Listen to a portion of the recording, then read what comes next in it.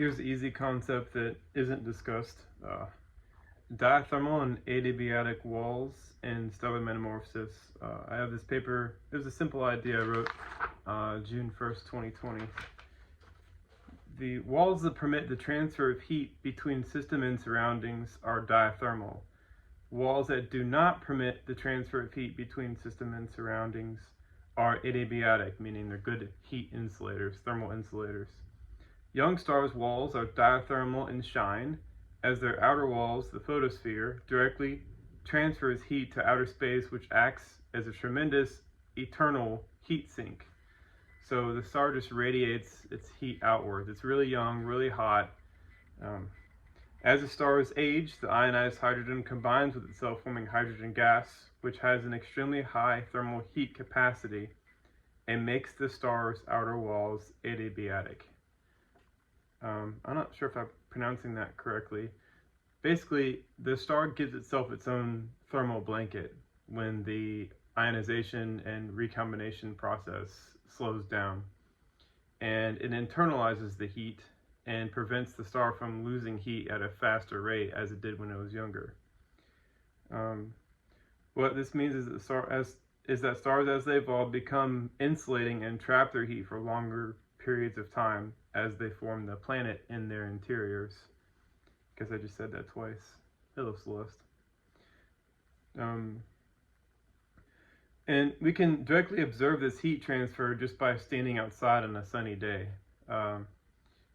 Young stars, they transfer heat in much larger quantities with much larger surface areas and for shorter amounts of time. So the hotter, the bigger, the brighter it is. The rule of thumb is the younger it is. Jupiter's heat is internalized as it's far older than the sun. I have Jupiter is about 700 million years old. And it has almost all of its ionized hydrogen and combined into hydrogen gas, which then obviously is compressed. And this ties into Robitaille's understanding of liquid metallic hydrogen. And I think that's what happens to young stars, is that hydrogen gas is compressed to such extreme pressures that it forms a liquid metallic hydrogen, and it has a lot of that stuff inside the star as it's young. But that hydrogen is slowly lost into outer space as the star loses mass. So yeah, the sun is mostly hydrogen and helium, but the majority of that is going to be lost, and the heavier elements that the star has collected over its evolution will continue collecting in its interior, forming a wide range of compounds and chemicals, including life. I have here the massive thermal blanket allows for the formation of the embryonic metal cored young planet in its interior. This process takes hundreds of millions of years.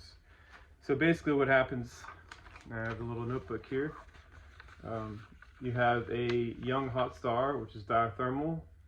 It's releasing a lot of heat. There's nothing to trap it in there. And as it evolves, it starts internalizing that heat and it traps it, and it also becomes smaller. So this would be like the sun, and this would be more like a young brown dwarf. It's not to scale, but obviously this would be a little smaller, and it can evolve. It evolves slower when it starts to trap the heat, and it has that huge thermal blanket around it. And I don't really see that written anywhere in any astronomy magazine or journal article anywhere in the world. It's still a shock to me how something this basic is completely ignored.